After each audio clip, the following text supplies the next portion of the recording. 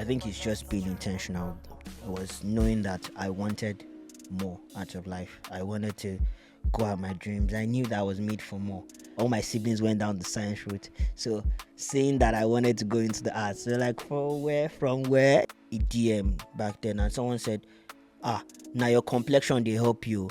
And I was triggered. The reason why I was triggered was not because in English, people, they were saying it's his color of skin that was helping. That helped me. Yes, thank you. People don't understand that the biggest validation in a lot of things you do is when you actually have haters. This is something I champion every day. Creatives in Nigeria, in media space, in entertainment space, are underpaid. People have trusted me. People have pushed me in life. People have put me on. That's how I got here. So what I always do is pay it forward. A top three channel, production company in Nigeria does not pay well. More things. Ladies and gentlemen, finally I've gone to the motherland of Nigeria to bring a brother of mine to talk about his wonderful journey in the land of creativity. I am with a Nigerian entertainment executive who fights for albinism and making sure that African creatives are heard. He's a former presenter for HipTV known as Veejay, and we call him Teejay. But for those of you that really want to know him, he's Olatunji Yusuf Ameen. Ladies and gentlemen, I give you the one and only Teejay right here in the Korak studios. That intro is loud. Thank you. Tell them. That intro, A+. A+, thank you, sir. As usual, production crew BK Creative in the house. We're in the house. Your one and only host, MC Sabi Boy, now and forever. More things. Yeah, so let's go into it, man. It's amazing how we meet people in different situations. We met pretty much on a shout out to Black Space. We met on a WhatsApp group, and today we're here talking about your story and your journey. So before we start, let's say a nice cheers first of all. Cheers to what are we cheering to? To more things. More things. Yes. How do you say it? More things. More things. So this podcast starts in the usual way, and we like to, Korak means footsteps. And footsteps describes each and every journey that you're going on, high, low, positive. To where you are today and where you want to get to, what was that first step that you took that is pushing you in this direction? Where I am now and where you want to get to. Where I want to get to. What was the initial step you took? I think it's just being intentional. It was knowing that I wanted more out of life. I wanted to go out my dreams. I knew that I was made for more. And even every time I met any gridlock or anything, for the fact that I knew that, I look back and I said, I made a decision that brought me to this point. It kept me going. So I think I was just being intentional. It's just knowing that I was made for more. And if you just come this end, I knew that I wanted more out of life. So in terms of wanting more out of life, let's take a rewind. You grew up in Nigeria? Yes. Whereabouts? I grew up in two different places, but the major part was Lagos. So in Lagos, I grew up in Alakmere. That's like the ends. The hustle, the struggle. The hustle. So I did my primary school. My secondary school, I went to boarding house. They sent me to boarding house because everyone was busy. So for those of you that don't understand, boarding house in Nigeria is very different. It's not as posh as you might think it is here in the UK. It's very different. Let's say there are trials and tribulations you have to go through. I know, right? Boarding house is where you find yourself. Someone used to tell me that in boarding house, if you're going to know the doctors, you're going to know the armed robbers. Yeah, of course. Like all the careers will come out when you're in boarding house. You get that was it for me. So when you growing up in Lagos is the biggest commercial city in Nigeria. It is land of opportunities. Everybody wants to go there to make something out of themselves. You started this by saying you wanted more, and you always knew you wanted more. What did you have, and what did you have, and what didn't you have that made you feel like you wanted more? I had support. Excuse me. That's the first thing. One thing I will never do is ignore the aspect of my life where I got support from family. I had support. My sister, my parents, they gave me an opportunity to thrive. They didn't put anything in front of me and say, oh, you have to be doing like this, you can't be doing like this. I had support. What I didn't have, I wish I had, was more support. And I explained, I'm the only art student in my house. So for those that don't know, so when you're in secondary school, you get to pick science, art, or commercial when you're back home in Nigeria. And for me, like I was the only one that decided to go on the art route. My father is an aeronautical engineer. My mom's a retired banker. All my siblings went down the science route. So saying that I wanted to go into the arts, they're like, from where, that kind of stuff. But so not like they didn't support me, but they couldn't really grasp. You know what it's like now. Like I've watched documentaries. I watched the film by the one that was done for Serena Williams and Venus Williams about like tennis. King Richard. King Richard, yeah, that's that film. And I saw how like their father groomed. Their father groomed them from like young. But I didn't have that. Everything I was just saying was in my head. I was literally the one executing everything I wanted. And they were watching from the sidelines. Not like I felt like they were helpless because they didn't really understand what I was trying to do. You're walking into the unknown, and growing up in Nigeria, it is, as you said, it's very engineered, science based, Thank you. very skill set based in terms of Yes. what do you want to do and does it make sense. Mhm. How many siblings do you have? For 3 siblings. So 3 siblings. Okay, and 3 you're siblings. number. 4, the last. Oh, you're the last one. Oh, okay, which last even makes it more enjoyable because the last born situation where parents don't exactly know. So, based on the exposure you had growing up with the support from your family and what they did, what drifted you towards the art world? Where do you think it comes from? Why do you think you were different? There's so many like situations or experiences that now that I'm thinking back at it, that I felt like led to it. And like I said, I feel like a bulk of it was the influence from my siblings. I remember when I was young, my brother used to play one game with me, and it was Guess the Music. He had the pods, the small pods back then, and he would play a song from like the middle, like 15 seconds into the song, and say, guess the artist. And if I won, he would give me 10 naira. So he would Right do- now, ladies and gentlemen, that 10 naira is as good as giving air. I'm telling you, But 10 naira was big money yeah, back but then. 10 bro. naira right now was the thing. It's as good as giving air. But I mean, You get it, bro. So give me 10 naira. And before we knew that, I knew all the songs on this playlist, and I constantly used to listen. So I say my brother had an influence on me. And then also going into like secondary school, I found out that I loved singing too. Even though I never thought I was gonna have a career in music, by the way. I it's didn't fine. know. We all start that way. We all start that, and some of us end up in the shower. That's as good as our singing is. You get me, But me, I even went further. Like I joined the choir. I was like choir master for like 5 years of my secondary school days. But I knew that God's calling was really for me to walk behind the scenes, not not in front of the camera. But you know how these things work. You need to still know these things if you want to still. You get me? So one of the things, arts is a big word. Right? Mhm. When somebody said I was going towards the arts, there are loads of things that you could have done in arts. Trust me. And when you said you were going towards art, was it specifically music, or you just knew? Because at the time, the time creative is fairly new. Yeah. If you look at it, even if it's 10, 15 years old, it's a new term. Mm-hmm. But when you say the arts, was it just specifically to music, or you just knew it was something that had to do with an abstract? Because when you say arts, it's very subjective. And what exactly did you lean towards? I leaned towards like talking. So it was broadcast journalism, because I found myself. I found out I was in love. Yeah, the last child talking comes I was naturally. expressive. Yeah. I was too expressive. Like, There's a you thing like that, so I had an opinion on everything, And then when I got, obviously, in my final year in secondary school, I became a prefect. So I was leading assembly. I became the chapel prefect. So I was standing in front of thousands of students, And all these things, I didn't really know that it was a big deal. Me, I was just living my best life and just trying to, I didn't know that it was a thing. I didn't know that this would actually, all sum up to me actually going into like journalism proper. But when I got into university too, I studied theatre arts, by the way, yeah. I got into university. What and uni did you go to? University of Lagos, University of First Choice. Lagos is a dirty city. You see. Yeah, but being a Port Harcourt boy, I'll say that proudly. But I mean, I'm just saying. The ups, they've come. Yes, it's sticking to your own. At least we have 2 universities. Where from you only have 1. But anyway, sorry, crack on. That was me.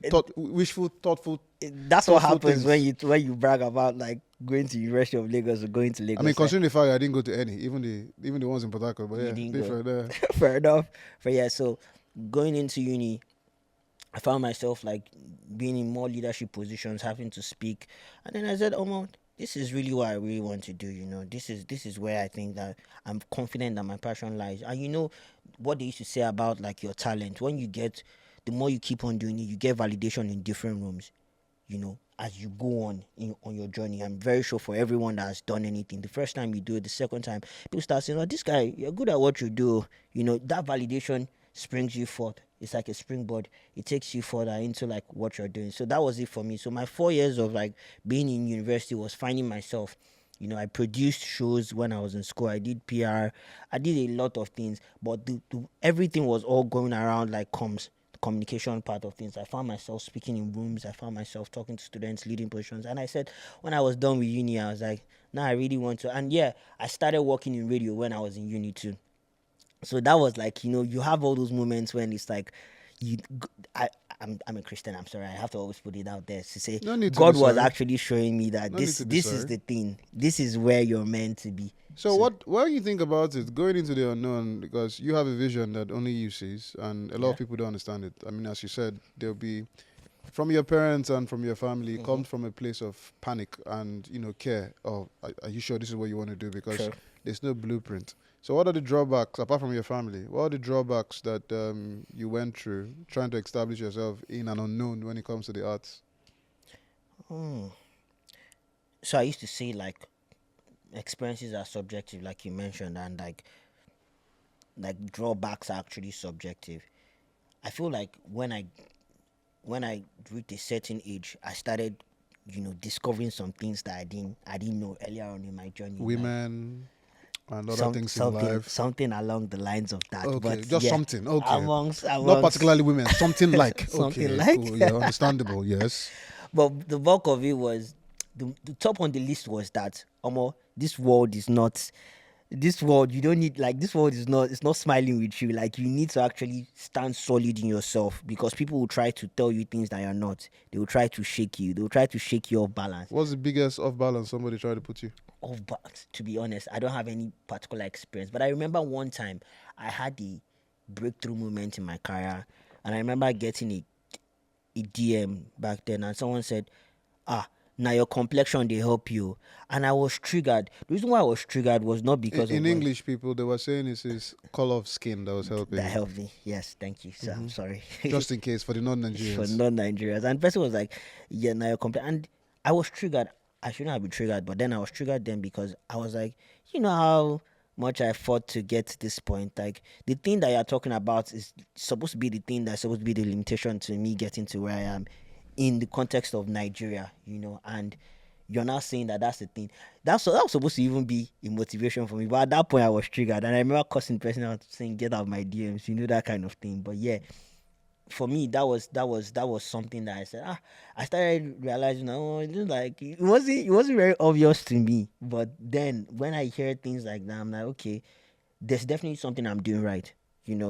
For me, that was it. I'll be annoyed, then I'll bring myself back and say, okay, if these conversations are happening, then it means that you're actually up to something. Because if you're not up to something, nobody's going to be saying anything like this. People don't understand that the biggest validation in a lot of things you do is when you actually have haters. Because it is the fact that somebody's taking their time out to come and tell you that you're doing rubbish. And it should tell you that there's some growth in what you're doing. Sure. A lot of people, a lot of people find that hard to believe, but it's true. And you're only going to, as they say, you concentrate on the 20% that you can concentrate. Because 20% of people who love what you do, support you. You probably have another 60% that are like, I don't know what this guy is doing, but let me see. And then you have 20% that no matter what you do, will tell you, nah, this is absolute rubbish. So that 20% of the people that support you, and you should concentrate on that. One of the things that you're big in is albinism. When you say you're big on that, what is the stereotype for being albino in Nigeria? And was it something that helped you grow or put you in shaky waters in certain situations? Okay, so experiences are subjective. My experience is different from, and this thing I'm saying, I just even realized like 4 years ago. It's not like I arrived at it like I'm a holy grail of wisdom, but experiences are subjective. For me, like I said, I feel like a lot of things I discovered about myself as a person living albinism was at the later part of my life, because I'd literally just been winging it. Like, because I was born into an environment that never made me feel different.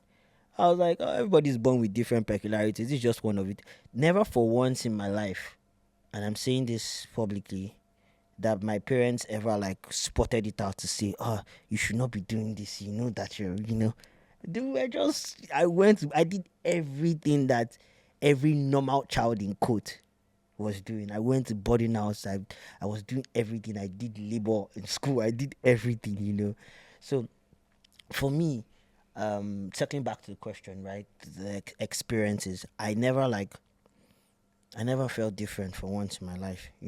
And up until now, I still feel like everyone is born with like different peculiarities, and it's really up to you and how you carry yourself and just understanding yourself. It comes to a place of self-awareness. But I also understand that if I'm speaking on awareness and sensitization and creating awareness on like albinism, I need to understand that my experience is boxed. There are thousands of persons living albinism across the world that have different experiences. I'm talking about, go to Tanzania, they are killing albinos, and they believe that their body brings good luck. They are using them for sacrifices. Come to the UK, there's still some certain type of, I would not say segregation in code, because I remember writing an opinion piece on Pulse talking about my experience in my 2 years of living here about inclusion in quotes, and how like to a very large extent, there's a certain high level of inclusion that I've never experienced back home in Nigeria, and it's part of the things I speak about, even for like creatives and just people living with disabilities in general. The experience is different back home than here. But I'll say, if you want to give the shout out to like anything, I'll say in the western part of the world, there's a certain there's efforts. There are efforts that are being made for inclusion. So speaking about like my experience, I've come from a good place of a good background of like self-esteem, my confidence booming on 100. My pops was the kind of person that would tell you, if anyone says something, say smack to you, speak back at them.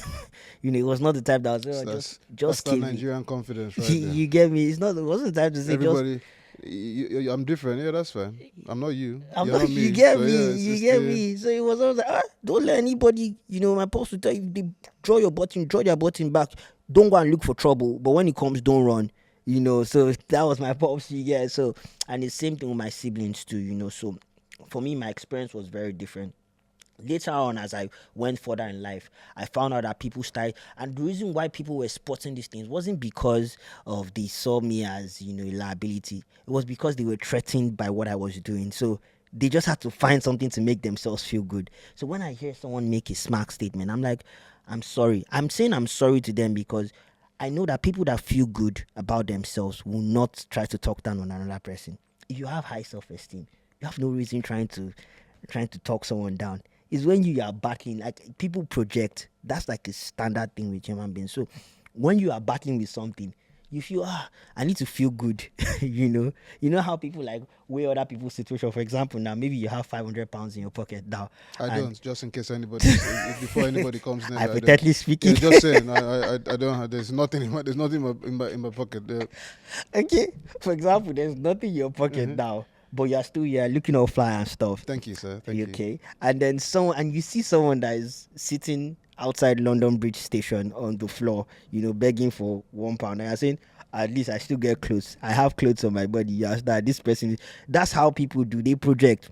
So when someone is feeling very bad about themselves, and they don't feel confident enough, and they see someone that is going hard, they're like, some people, not everyone, how can I make this person feel bad like me?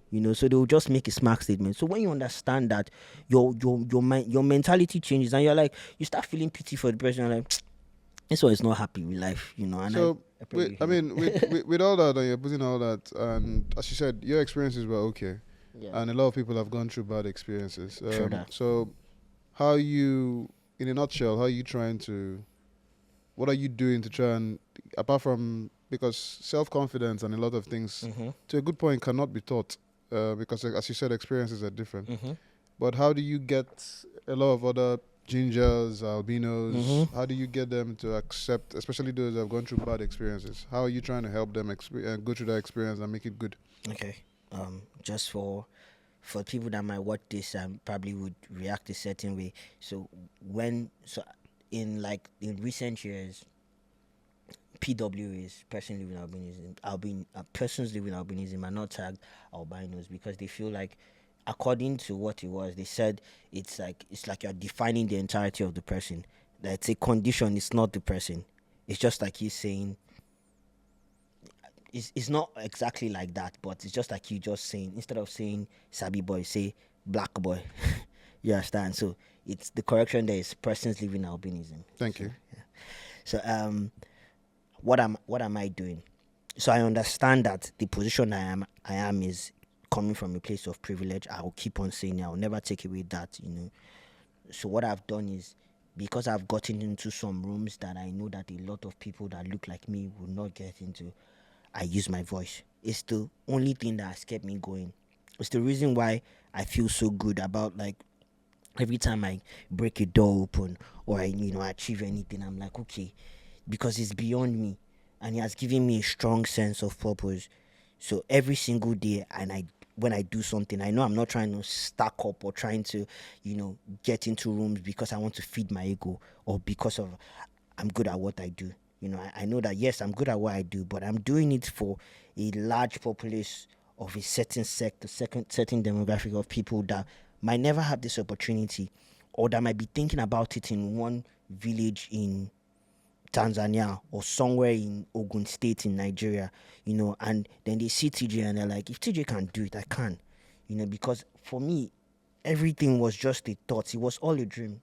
I'm living every move I make, everything that you have done or we have done in our lives was once conceived as a thought.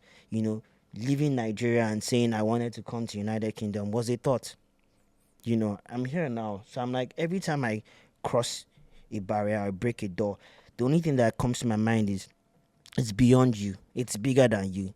It's you are creating, you are inspiring people in your own way. It doesn't have to be so large. So that's what I do. So every time I walk into a room, I achieve a feat. For me, I make sure that I do not remove that. It's synced in my identity. You understand? I make sure that I open my mouth and speak up on the things that matter to me, Okay, that's good. Well, long may it continue, and may you continue to help people in albinism and shed light, because I think we live in a world where people think that always more important things than the others. So, nice work. I hope may it continue. Thank you, boss. So you presented for HipTV. HipTV. HipTV. Yes, I don't know, hip hype. Hip hype. Context. Context. HipTV. Hip hype.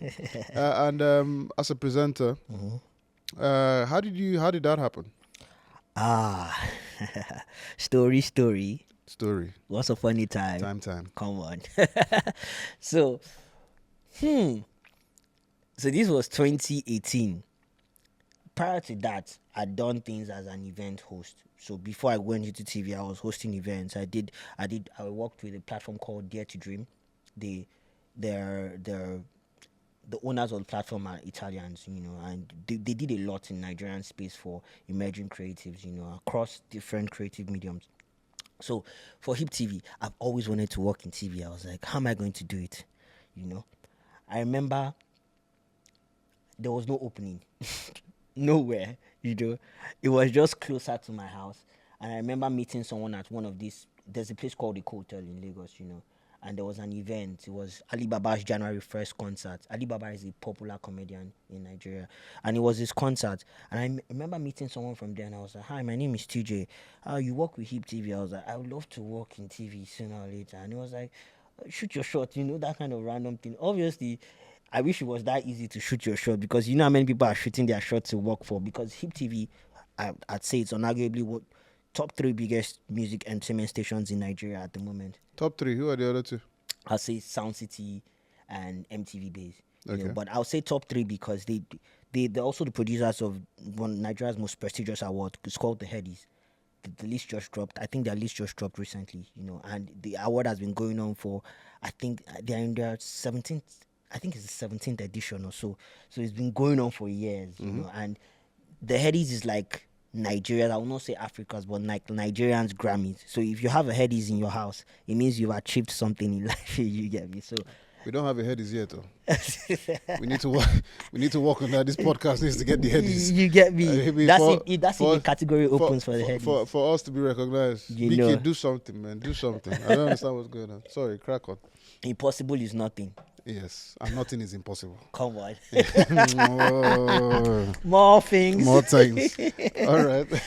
Yeah, so I said it, as a passing, and he was like, shoot your shot. And I remember him sending an email address to send my resume to. That time, my resume, not to choke. My resume was not too crazy, but it was something. It was going still, I sent my resume. And then I went so there's a program called the Nigerian National Youth Service, NYSC.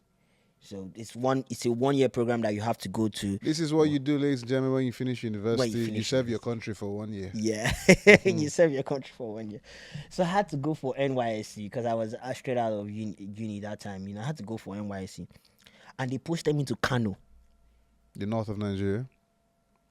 the north of Nigeria. In Kano, everything is extreme. If it's sunny, it's sunny. If it's rainy, it's rainy. I was like, how am I going to go to Kano? And you know what? I took the bold step. I went to Kano. I remember getting to camp, and the camp commandant looked at me and said, "Hey, you come here." Because they are soldiers on. And he said, "Come here." He said, "I will let you go back home now," because he thought I could not survive it there. He was like, "You can go back home today if you want to." And I said, "No." I said, "I'm here already. How am I going to go back home?" I didn't know human beings here. I will survive, And immediately I got to camp, I got a call from the personal assistant of the CEO of the company saying they want to have an interview with me. I was like, this is the wrongest time to do this because I just got to camp and I'm going to be here for 3 weeks. And they said immediately you get back, come to the interview.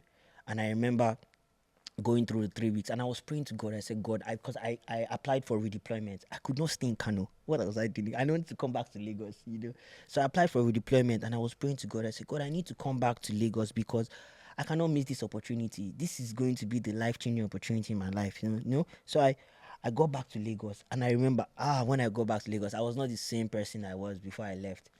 Kano did this thing on me. I was lean, I even had bonds, but I was like, just give me 2 weeks. 6 packs or lean. hunger packs, Bro, depending you on know how you what want it's to like look at it. when it's sunny in Kano, so it affects the color of your urine. So like your urine was. I'm not joking, bro. Ask around. Yeah, especially for someone that has not been to that side before. See, if your urine was here before, it's going to be red because everywhere was dry, it was dusty. It wasn't. But you know what? Now that I'm thinking about it, I do not regret anything from that experience. These things are just once in a while. It makes you, at the end of the day. It sounds crazy, but when I was going through it, I was going through it. But now that I'm looking back at it, so I came back to Lagos. I took 1 week to just detox all the madness from Kano, and I relaxed and I called them. And I remember going back there, and the CEO was not around. I was like, after 3 weeks, I thought I'd lost it. And then I went back again, and they said they would check back. And at that point, when you're having those kind of, I'm like, I might have goofed this PO, But I was like, I'm back in Lagos, so regardless, life is going to, and that's one thing I've always said to myself. Every breakdown is a breakthrough. If I take any L today, I'm thinking, what's the next thing? This thing is definitely a redirection for me. So I was like, I'm back in Lagos. Everything is going to be all right, And then I got a call, and they asked me to come in for an interview, and I met with the CEO, and I started the job. 1 year down the line, I felt like the 1 year, and when you're having the best time of your life, or you're doing what you love, years will fly by, you will not even know. I was just into the work. I lost a lot in the sense of I lost relationships, friendships, because I just wanted to do the work, And that's another lesson I learned from that. No matter what you're doing, don't lose yourself in the process, make sure that you're still standing strong. But yeah, that's how it happened for me, and that's how I got on there, and I did what I had to do. And I feel like, as everything in your life, that was a springboard to where I am now, because the network, the relationships I got in that time, the work I'd done, your work will speak volumes of you in years to come. It's like you're creating footprints. That's a shot right there. That's But why did he end? Why did it end? It was COVID. Okay. And COVID was a moment of reflection for everyone. I look back at what I'd done then, and at every point in your life, you know that it's time to draw the curtain. I look back at it and I said, I made for more, and obviously, like if we're being honest with ourselves, if it was so great, you would not leave yet, I mean, it could still be wonderful, and you still want more, because of like many things, more is. I'm sure you've been in a situation where things are looking nice, and then you tell people, "Oh, I want to leave," and they're like, "Why? How can you leave this?" Trust me. So it's always a case of, I guess you could say to a good point, more is subjective. Yeah. But COVID came, the crash happened, and by crash I mean obviously a lot of things were affected. Yeah. And you moved on from People HipTV. stayed though, but and it was not to say that it was bad. It didn't crash. It's still standing till today, standing strong. But like you said, I wanted more. I felt like I've done my watch was over there. I've done what I needed to do, but I didn't just know what next. What did you do exactly for HipTV? So I produce content for the channel. So we have the news that goes on every day. So for like 1 year, 2 years actually, I was producing the news every day. So what's beautiful about the news and everything that comes as a journalist, and because I was producing the news, and I had a program that I was producing, it was called Music Everywhere. So I do a day in the life with all the biggest Nigerian artists. We go into a day in their life, we shoot. So it was more like we're telling stories. Did you meet Thames? At the time when I was working at HipTV, Thames had not picked. But do you have any connection with Thames? we can talk about that. The event I told you, yeah, we definitely. I mean, I'm asking for a friend. Did you say you're asking for a friend? This guy and Thames is a serious addiction. Are you This serious? guy is a serious addiction. I've been telling you, stop telling people this. just He has a problem. I'm a fan. No, it's not a problem. No, it's I'm a a fan problem. like everybody else. It's a problem. What's going to be the hashtag though? I'm a fan like #fan like everybody else. No, No. your wedding hashtag. Let's say hypothetically speaking, you and Thames get married. It's going to be what? I might die on that day, man. Because you know when you don't believe that this is happening. This guy, if he ever saw Thames in person, in front of it, sat there like you're sat now, Yeah. he would not be able to talk right now. Nah, I don't believe. No, I'm telling you. I'm telling I you. don't- But yes, but moving on. You said, but moving on. But moving on. Oh, hey guys. Sorry to interrupt your episode. I hope you can please subscribe, hit that notification button so we can get more and wonderful, incredible guests, and you can continue to listen to the Korak Podcast. Till then, more thanks. Go back to the episode. Yeah, so when you experience everything you experience, as you said, you work with a lot of artists, you work with a lot of celebrities, non-celebrities, you're contributing. And once again, you have used the word you wanted more. What is more? More was more. Top on the list for every creative is financial stability. Nobody's getting And any. HipTV didn't give you that. Obviously, they didn't give me that. They gave me that. I will not be here today. Everyone's looking for money, and I can't hold it against them. But the reason why I won't hold it against anyone. So are you saying a top three channel Yeah. production company in Nigeria does not pay well? Generally, I don't think that creatives are paid. I think a lot of creatives, and I say that as a fact, and this is something I champion every day. Creatives in Nigeria, in media space, in entertainment space, are underpaid. There are very few. There's the ladder. There's maybe 20% on the high ladder of people that are getting it, and the bulk amount of people that do the bulk of the work, they're 80% down the ladder.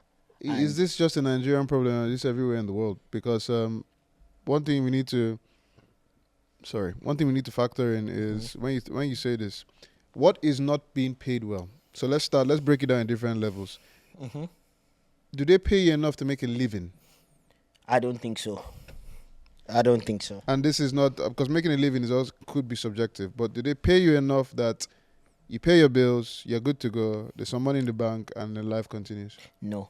They don't. And the reason why I'm saying this is because, and I'm grateful to be able to come here to United Kingdom, come here to London, the bustling city of London, and see what it's like, what the creative space is like. Obviously, we all the different economies are developing, but there's no doubt that the Nigerian creative economy is one of the fastest booming economy in the world at the moment now. Opportunities are coming in. People are earning in dollars. You understand? We're not even talking naira. Like you are mentioning naira to anybody. I'm seeing We do influencers. we do pounds here. We in do the UK, pounds, yeah, pounds, yeah. but yeah, obviously dollars higher than naira. Okay, just saying. Okay. Yeah, but look at it like I'm seeing like creatives. I'm seeing their rate cards, and I'm not seeing naira. I'm seeing people charging millions and thousands of dollars. You understand? But the food chain, it's not circulating.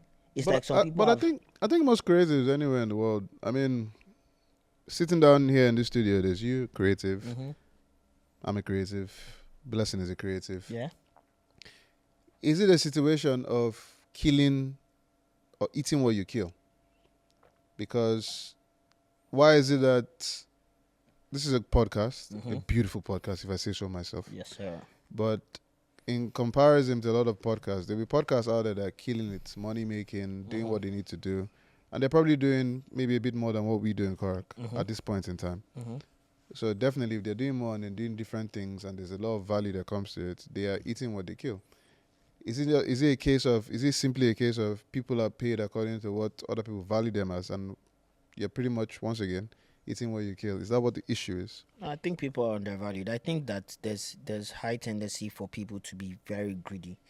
You understand? And this is not, and like I always say, it's a human being thing, but it's generally an African Nigerian thing. I'll be very honest, and this is why I say so. Like, I'm not saying yes, everyone deserves wages for the work that they've done, but there's a way that you are going to actually pay someone that you know that you are cheating the person, because you know that this thing will not actually get the person to a reasonable means of living, but you don't care, because all you're most concerned about is, let me make my money.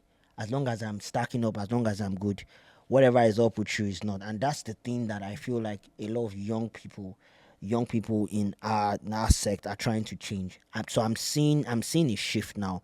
I'm seeing young people that have, hit it, got into like a very big moment in their career, set up companies. You understand? I mean, music video directors. I mean, the only thing I've not seen is a young person setting up a TV station, an African TV station, which I plan to change very soon, but I see that happening, and I'm seeing people saying, I will eat, you eat, we'll all eat. I'll give you what you deserve. Is the problem a saturation problem? It's not a saturation problem. It can never be a saturation problem, bro. Well, you say that, but then based on the fact that, number one, in terms of making it out there as a creative, and a lot of these big institutions know that if this one person says, if you don't pay me this, I'm going to go, they can get it from 10 other people. Yeah. So it could be a saturation problem. And then unless you're saying out of the 10, I'm using 10 because it could be 50, it could be 100. Unless you're saying what I do is way different from what the other 100 people do, which is very possible. Of course. And then that's why there are those that earn the dollars and the high paying thing. So when you walk in your time in HipTV, what would you say that you did differently that made you stand out and you deserved more money than what you were getting? What I did differently? Yes. And the reason I ask that is because one of the things we do in Korak is you're good at being you, and you will never be better at me than being me. Of course. So characterization and understanding the story behind the elements in what has made you you is important to us. Of course. Which is why we think we're very different. So in the creative industry, especially if you're working for somebody else and you're working to promote their vision, what did you do that you felt I deserve more? So one thing I don't try to do is toot my horn, and toot it, bro. It's for so Maybe many. that's the problem. You need to blast it as long as I know when to, but like for like conversations like this, but I can beat my chest and say I'm grateful for the opportunity that I was given at the time. But a good sect of Nigerian artists now that are popping in quotes, I used the platform to give them a spotlight. I did that. And this is why this was different, and this is not why I think I deserve more pay, because I've always been if you have a platform, make sure that you put the right people on. It has always been me, and I guess that has actually shown in like everything I've done. But like for that, I would say for the period I was, I'm happy, I'm grateful to God, for the opportunity that He gave me to put a lot of Nigerian artists. I don't want to name names, Oh but no, no. I was going to ask for example. We Nah. need at least two because A lot of you said a Nigerian lot. So just give us two. a lot of Nigerian artists, Just you two. know, that Just two. what's that going to do though? No, What's that it's going to do? helping me. It's helping me and everybody else that might be listening. Oh, so Just two. I'll give you a random example. I remember back then. Okay, yeah, I remember back then. So you definitely know the Kulosa Krona. His name is Oxlade. You understand? And this is just one example I'm citing. And Oxlade has been my brother before the spotlight. That was even more beautiful, you know. But I remember when I was in that position and he was speaking. I think he dropped away at that time. Away. And I remember bringing his video back then to TV and saying, "We need to put this guy on." You understand? And they were like, "Oh, who is this person?" And we had a policy that time because the station was big, you know. And if you're not a popular name, we don't want to see you on our screen again. And I was like, "Nah, this guy, he deserves the spotlight, you know." And this is something that I think I've said it countless times to like my guys in TV. And like, he deserves the spotlight, you know. And I remember them putting on his video and grateful to God. I think the year after, he was nominated for Rookie of the Year for the Headies, you understand? But imagine if everybody was just sliding by it. Sometimes all you just need is just one person to say, put this guy on. Just this guy is definitely. I remember saying, I said, this guy, give this guy 1 year, it's going to be the biggest thing in this space, you understand? You know, and I'm grateful for the colleagues I worked with at that time, you know, agreeing to it, because at the end of the day, I was just trying to pitch the artist. They were even asking me, did he pay you? I said, no, he didn't. What? You know, because then everybody was grinding, did he pay? I said, no, he didn't pay me, but I know, you know, and amongst many other people. And what I love now about, like I said, the young generation is, for me, networking wait, let me get it right. Horizontally, this is horizontally, right? Networking horizontally is big for me. Like, yes, popular names are good. When but you say like, networking horizontally, can you network vertically? yes, Okay. yes, you can. If you're in a position of power, like when I was in TV, I could have just jumped to the big guys, because you know what? They're going to actually want to associate with me because I have something for them. I'm working for like People, if you try to understand why he's very passionate, he keeps looking at Blessing passionately, like he's trying to get Don't do that. trying to get BK to understand exactly what he's saying. Don't do BK that. is just nodding like yeah. Don't do that. Yeah. Don't do that. I was supposed to ask what camera I was supposed to look at. This one, yeah. You just express yourself. It's all right, express yourself. Fair enough. So I could have said, Well, bro, I mean, not to cut you, I'm sorry, Yeah. but you mentioned one name, which is Oxlade, and that is a very good song. That song is that's just one amongst many. that's just one amongst many. Yeah. And you're being hesitant in terms of wanting to mention other names because I don't know, you might see it as tooting your own horn or all that. I just feel it's just unnecessary. But then you're trying to make a point. Yeah. You're trying to make a point, and the point you're trying to make is one of the things. I understand the creative space is difficult. This is something me and Blessing talk about off camera a lot of times. You know, why are you different? Of course, some people get the opportunities to be different. Things work for people differently, right? Yeah. But if you are in a position, for those of you listening, that clingy sounds is him trying to get a drink. It's not open. Let's help you. Bring. Relax, you're the guest. But the question I will go is, you are not being paid the best, but you are in a position to help people. So why leave that position?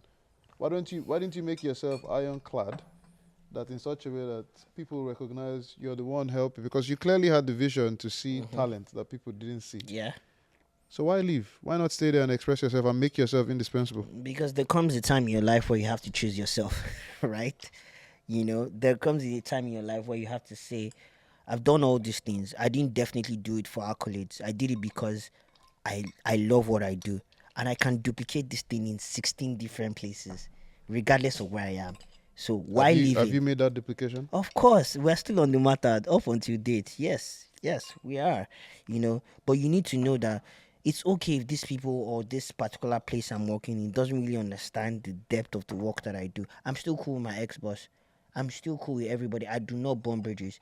And I definitely know that to a large extent, I made it known the reason why I was leaving, you know. And anyone that values you, in quotes, everyone values you, but if they value you the way you value yourself, they want to keep you, right? You know, so I gave a leeway. I wasn't so strong on, oh, I had to leave now. I stated my reasons. This is why I feel like, I can't continue, and I'm here. But you know what? I'm grateful that happened, because I will not be sitting in this podcast with you if I had not left there. You Makes get what sense. I'm trying Makes to sense. say? So for every decision, I'm just grateful that every decision that I've made, it's not like I've not made like wrong decisions in my life, which I've not actually clocked that they are wrong, because everything is about perspective. But for every decision I've made, it has actually pushed me forward to something bigger. I'm here on the Korak Podcast now because I made 2 or 3 decisions in 2 years ago, that's led me to this point. You get me? So I mean, let's cycle away from you. I mean, you trying to do big things and moving away from HipTV. One Yeah. of the things I did want to mention is Yeah. one thing that you're big on, and you say it with your chest, as they say, is you believe African creatives are Yeah. the way forward, and with Yeah. time, doesn't that also open a big room of saturation? Because especially when the creatives are way higher than the opportunities given, which means what will happen is you start looking for opportunities elsewhere. And you, for example, you live in the UK now, Mm-hmm. and you're creating and doing situations of things that are happening here. Yeah. So if the African creatives are the future, but there's no opportunity where they are, what should be done? So definitely, in the earlier part of this podcast, I talked about when you kick a door open, it's your responsibility to make sure that other people are going through that door. Is it your responsibility? It is your responsibility, to be very honest. It is your Well, I believe it's your responsibility. I've made it my life mission to make sure So that, when you say responsibility, what that means is that if you kick that door open yeah. and somebody refuses to go through that door, that means you are responsible for the fact that Oh, that so person doesn't it's want not to a take case the of opportunity. no. So So now, that's why I'm wondering that's it. when you say responsibility. No, so now that's different if they don't want to go through the door. But like, there's so many people that want to go through the door. There's a pool of talents. Like, every time I open my phone and I'm checking back, or I see someone that's hit the limelight, that's big now, and I remember, maybe I take it back to like 2014, maybe one conversation. There was one time. There was one time, and this is so interesting because there was one time in 20. I can't remember the year. It was 2019 or 2020. I had a conversation with Odumodu Black on WhatsApp. My guy. Yeah. I had a conversation with Odumodu on WhatsApp. My guy. I'm very sure you can remember. I'm very Odumodu, sure. do you remember? I'm very sure. We'll find Odumodu out can when we clip remember. this and send it to But you. Don't worry about it. All I could take from that conversation, this guy was ready. He was ready before the limelight. He knew what he wanted. He wasn't desperate, but he just knew what to do and who to talk to. And then nobody knew. Odumodu was probably, maybe I started popping in Abuja back then, but nobody really knew who he was back then, But you can tell. So I'm not concerned about the people that don't want to get it. I'm concerned about the people that just need push. People have trusted me. People have pushed me in life. People have put me on. That's how I got here. So what I always do is pay it forward.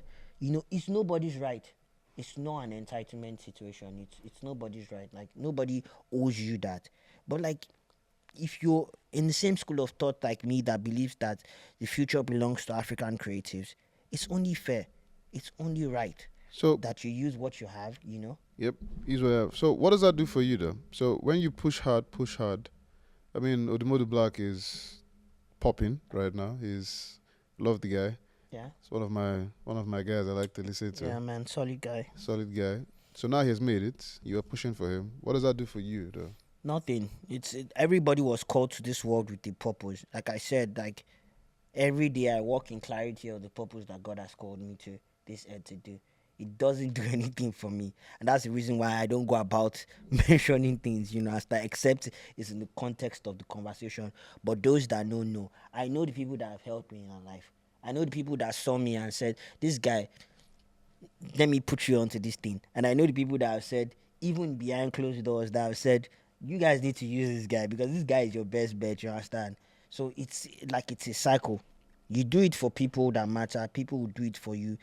The people that you expect to do it for you, they don't do it for you, keep it moving. People that do it for you, you stay grateful and you keep it moving. I think that's the way life should be, though. Like, someone puts you on, you put another person on, you pass it forward, So I'm gonna. Is it? I like this space in terms of understanding. So for you that's been in the system, especially in Nigeria and Yeah. Africa and generally. Just a few more questions so we can clarify certain things. One of the questions I'm going to ask is: so the three biggest Nigerian artists Yeah. at this point Yeah. is Wizkid, Burna Boy, and Davido. Three biggest artists at the moment. Not even at the moment in terms of they set the standard because Are you saying pioneers or biggest artists at the moment? same thing. They're not pioneers The- because the- they didn't start it. But Pioneers of a certain movement. yeah, but they set the standard of this is where I want to Oh, get to. set the standard. Those Fair three. enough. They set the standard where they want to go to. In my opinion, Of course. out of all three, to me, Burna Boy is the best. Apart from I'm not saying that because he's a Port Harcourt boy. Fair enough. No, I'm not being No, biased. but even if you Well, have that bias, like No, it's no, your no, no, opinion. no. What do No, you think, BK? It's your opinion, no. right? I'm not being biased. I'll Yeah. tell you why I say he's the best. Okay. Lyrically, number one. He sounds on stage the same way he sounds in the studio and the same Yeah, sounds everywhere. Live band experience. He seems like that guy, and of course, Korak being a complete live music Sure. journey. Yes, you could also say that's one of the reasons. But he sounds exactly how he sounds on stage, and his music's amazing, good content. Now, to me, out of the three, he's the best singer and the best artist, but Davido is the most entertaining. Okay. Because Davido is one of those, he'll go on stage and not say anything and everything is just... Davido can literally do a concert by just saying one word and pointing the mic back at the crowd and the crowd goes crazy. He's a showman. Showman. See, Now, shit Wizkid big. is the best in terms of collaboration. All he needs to do is sing a bridge on your song and the song will be amazing. So they all have the elements. But who would you say is the best and why? I'm a journalist. My opinions are always objective. Yeah, but this is There's no, correct. there's Yeah, no yeah, best yeah, or no best. Yeah, he has a guest. You need to give us one thing. Who would I say preference is the best artist at the moment? Out of those now? three. Out of those three. Out of those three, and then you can tell me who the best artist at the moment. That doesn't have to be one of those three. Out of those three. Yeah. Who's the best? Vicky, what's this? What's Sammy Boy trying to do to me? I'm now? just asking a simple question again. He's trying to catch you out. He's trying to catch you out. He's trying to set me up. Yeah. No. I'm just trying to understand. He's I mean, trying to. He's at the tryna- moment, to me, let me even help you with the other. At the moment, to me, one of the best right now in terms of what is Odumodu Black. Consistent, the music is amazing. Mhm. It's different. It's not Very tailored to the typical, Yeah. what everybody else saying. Come on, body with the bomb bread for the contest, cash, cast, oregano on the convoy. Come on. Who does that? Who does that? Apart from Odumodu. But yeah, back to the question. This guy has been consuming a lot of Odibo No, Black. but I'm just saying. So back to the question. Don't avoid it. Who's the best out of those three and why? Who's the best and why? Okay, there's a why Out there. of all those three and why? There's a why there. I wouldn't say who is the best. I would say who I feel he's topping the list amongst all of them. Same thing, but yeah, that's fine. And not necessarily the best. No, you that's know, all right. That's Because best is subjective, right? No problem. If I call myself you want to This say guy something? he's media trained. So you'll never catch him say, "Oh, I said this No, person's the best." I'm just saying. I'm yeah, just saying. yeah, Okay. this guy's media Okay, trained. who do you think is top of the list? What I think is topping the list right now is Wizkid for so many reasons, and it's because, like I said, I'm big on pioneers in the international space. Wizkid has done a lot of things in the international space that I don't even think he has announced as much as he should. But yes, he put his feet in the ground. You know when you're in the beach and you put your feet in the ground, you pour sand on top of it. That's what Wizkid has done. He has cemented his stand, and also I believe he's top, and I believe he's topping the list also because Wizkid has put a lot of artists onto the terms we see today. That shot from Wizkid changed the game. You understand? I mean, I think she would have made it regardless. But She would have made it regardless, but that Just saying. was definitely a springboard. You understand? We can't take it away. And I watched it. I watched the video. It was an interview with Director K. I think Director K is if I'm correct, is the director of the music video Essence, and he was talking about when they were doing the ideation process for the video, and Wizkid said to Director K and said, "I just want Thames to shine." He said that. You know what it means for a top artist like that with that much ego to say that to a director and say whatever your shot. He's such an intentional artist, even in everything. Look at his rollout for his most recent release. I mean, are you Look at his stuff. saying the other ones don't put people there? or they don't They do as they much? put people on, but I beat my chest and say second on Yeah, the you've been list. beating Second your on the chest list. this entire Second episode. on the list. Be Second on careful, the you don't list want is you to definitely. bleed. No, now I'm saying it with so much confidence because I'm not one to say something and swallow my words back. You understand? I respect Wizkid for the fact that he's actually paced. He's set the pace for a lot of artists. You understand? Not to say others have not, but to be very honest, even the others are picking for cues from him, and he's not one to come out to say, "I did this, I did that." Not to say it's wrong to toot your horn. Not to say it's wrong to do that.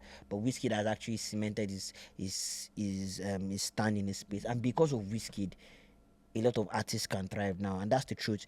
I'll cite an example from back then. It was the BET Awards and how they were awarding like African musicians best international act in the backstage. And Wizkid said, "I'm not. If you're going to award me backstage, I'm not coming. I'm not going to receive the award," and that changed the face. You understand? And there are stories on stories. It's the ones that we know that we'll talk about, you understand? But that's the only reason why he's topping the list, you understand? Because I strongly believe that if you are conscious as you get into a room, it's still the same policy. You get into a room, you kick the door open, and make sure that the people coming behind, have somewhere, feel safer. Whiskey did that, and he's still doing that till date. So who's the top now in terms of who do you think, apart from those three generally, who do you think is topping? I'll say Thames. Thames. Sorry, I didn't hear you. I said Thames. Could you Thames. say that again? I'll say Thames. I'll say Thames. It's a miracle. Not to say that she's not talented, but the heights that she has attained in the short duration of, not that she has not been. You know how long I've been listening to Thames? There's this platform called Cloud Yes, Africa. it was the me. It was the me. There's this something like Korak is doing now, but they do audiovisual content. And nobody does what we do, bro. Yeah, okay. Let's just get Sorry, that. Korak is the blueprint. Thank you That's very some much. facts. Just say. Okay, cool. Yeah. So there's Cloud Africa. Cloud Africa is one of the products of Cool FM. Cool FM is a radio station in Nigeria. So Cloud Africa used to do this audiovisual session just like Colors. You know how Colors Yeah. are? So they used to do that. And then Thames, my earliest memory of Thames was when she did a recording called Rebel. The song is called Rebel. I'm sure it's on all DSPs now at the moment now. And that song, from the first listen, I just knew these babies. Now she's going to actually take over. Could you please address her as Thames, please? Not this babe. Please. Okay, sorry. You need to be respectful. Thames. I'm Yeah, sorry, thank Thames. Thank you very much. You I'm need, sorry. you need to be respectful. But yeah. I just, what she say? No, just solid please, babe, please. you know? Just, sorry. please. In Just- respect to Sabi Boy. yeah, please just address it. Right. Well, I mean, it's interesting. I like your insights in terms of the music and what's happening and where you think is going. You believe African creatives are the way forward. I'm assuming every other creative that's not African will not be very pleased with that No statement. disrespect to them, but we all need someone to champion something for every community. Find you a Sabi Boy or a Teejay Ameen or a BK in your own community too. But we are on Korak Podcast, right? So Yes, that's the way forward. That's What it. would you say is? I'll ask you this, and then of course BK will come in with his question. So what's the move for you now? What are you working towards? okay, so in the plans, I'm trying to also still find. So I moved here in 2022, round up my masters in media and creative cultures, and it's been a journey, as every other thing. So for now, I'm trying to get my feet cemented in this space, and because lived a good part of my life in Nigeria, you understand, definitely. And I'm grateful for the experience to be here, to be able to experience all the things I've experienced. But this is a different phase. This is a phase where I'm still even thinking, do I really want to go through this route, or gather all the experience and all the amazing people that I've met on this journey and take it back, which is eventually going to happen. It's just the timing you get. But for me, the next step is trying to make sure that I kick more doors open, have more conversations that matter, get more people that deserve the spotlight into the spotlight. You understand? And basically, I'm planning on producing a documentary. I'm in the formative phases of producing my second documentary. My first one was very experimental because it was a master's project. It was called Black Creatives Are Winning, and I'm planning on producing a second documentary called In My Skin, which is supposed to spotlight creative living albinism in London, because London is like Lagos. It's the melting pot of different cultures, So spotlight creative living albinism in London and how they've been able to navigate the space, and another form of awareness. The best things that we can do as creatives is use our creativity, of course, to create awareness. However we can, storytelling, whatever works for you, So that's it, and the rest I leave it to God. I will do my bits and leave the rest to Jah. All good. Well, this is where BK Creative comes in to pop you a question and see what you tell him. Come on, BK. I think I really enjoyed listening to everything that you said, and I think your mindset is a great one, and it's very selfless in terms of there's a lot of people that do what they do out of what can I gain out of this. And one thing that I really like that you said, so when Jay asked you, he said, so what did you get out of it? You said nothing, but there might not be a gain financially or a gain like in like career wise, but there's a gain maybe spiritually, mentally that you receive from lifting people up. And I think that comes from a place of knowing your identity and knowing why you get put on this earth. So my question to you is, what keeps you motivated to do that? Because some people might look at it and think, I've been on TV, I've done this, I've done this, I've done this. I should be at the top. I should be living life, flying everywhere, doing this, doing that, doing that. But you're still hustling. You're still out here working hard, and you're still doing your thing. What keeps you motivated to still do that, help other people, but then also push at the same time to achieve your goals and dreams?